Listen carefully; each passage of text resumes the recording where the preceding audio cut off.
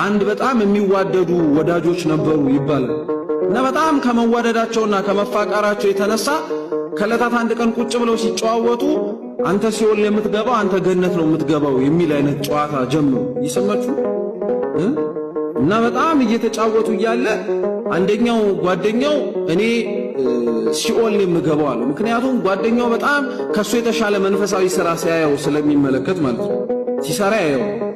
ያኛው ገነት ትገባለህ የሚባለውም ደግሞ አይ እኔ ሲኦል የምገባው አንተ የተሻልክ ነህ ይሉ።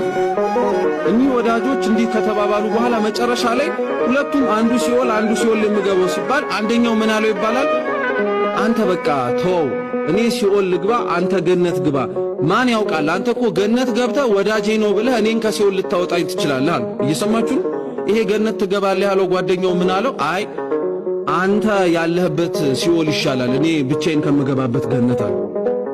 አሁን በፍጹም ይሄንን ታሪክ ለሚረዳው ሰው ብቻውን መዳን እፈልጋለሁ የሚልና በምድር ላይ ወዳቸዋለሁ የሚላቸውን ወዳጆች ራሱ እውነት እንደዚህ አይነት ጥያቄ ምልክት ውስጥ ብንገባ አይ እናንተ ከሌላችሁበት ገነት እናንተ ያላችሁበት ሲኦል ይሻላል ብለን እንገባለን? መልሱ እንጂ ለሰው ማሰብ አለበት። ድህነቱ ሙሉ የሚሆነው ብቻውን ስላልሆነ እኮ ብዙ ሰው ብቻውን የሚድን ይመስለው ብቻውን በመጾሙ በመጸለዩ በመስገዱ በመመጽወቱ እሱ ብቻውን ተነጥሎ ሌላው ገሃነም ቢወርድ ራሱ እሱ ብቻውን ተነጥሎ መንግስተ ሰማያት የሚገባ የሚመስለው ሰው አለ። እውነት ከዚህ ጊዜ ሁላችንን ይፈውሳል። ይህ በጣም ክፉ በሽታ እኮ